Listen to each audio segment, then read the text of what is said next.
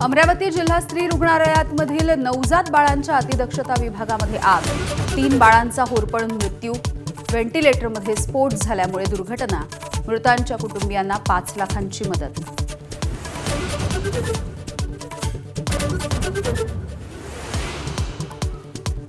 नागपूरमधल्या गोधनी परिसरामध्ये महाराष्ट्र जीवन प्राधिकरणाच्या प्लांटमधून क्लोरीन गॅस लीक, 200 मीटरपर्यंतचा परिसर रिकामा, स्थानिकांना मळमळ आणि उलट्यांचा त्रास।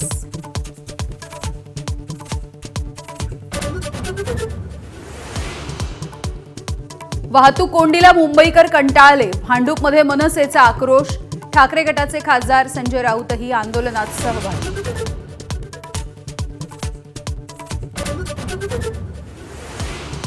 आमदार रोहित पवार यांच्या नेतृत्वामध्ये वर्ध्याच्या हिंगणघाटमध्ये आज जन आक्रोश मोर्चा, स्मार्ट मीटरच्या सक्तीला विरोध, पक्षाचे प्रमुख नेते उपस्थित राहणार।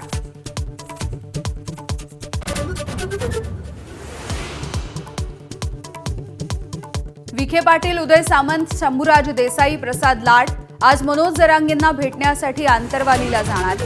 जरांगेंच्या 29 ऑगस्ट पासूनच्या उपोषणाच्या मुद्द्यावरती होणार चर्चा।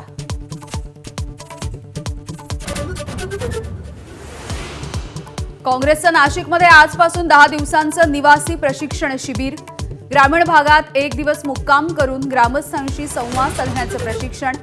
2 सप्टेंबरला राहुल गांधी मार्गदर्शन करणार।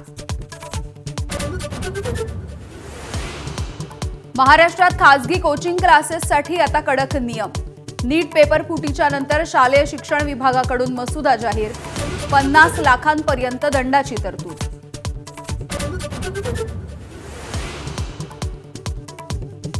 साखरेतल्या दरवाढीनंतर ऐन सणासुदीच्या काळात तांदूळही महागला, गेल्या महिनाभरात 11% वाढ, सर्वसामान्यांचं बजेट कोलमडलं। पंढरपूरमध्ये 5 लाखांपेक्षा अधिक भाविकांची गर्दी, मंदिर प्रशासनानं कल्पना केल्यापेक्षा जास्त भाविक दाखल झाल्यामुळे ढकलाढकली आणि चेंगराचेंगरी। एबीपी माझाच्या बातमीनंतर सुरक्षा रक्षक तैनात।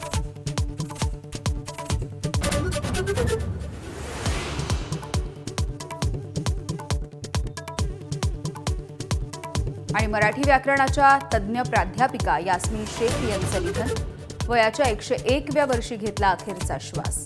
जन्मानं ज्यू, मुस्लिम तरुणाशी विवाह करूनही मराठी भाषेवरती प्रभुत्व।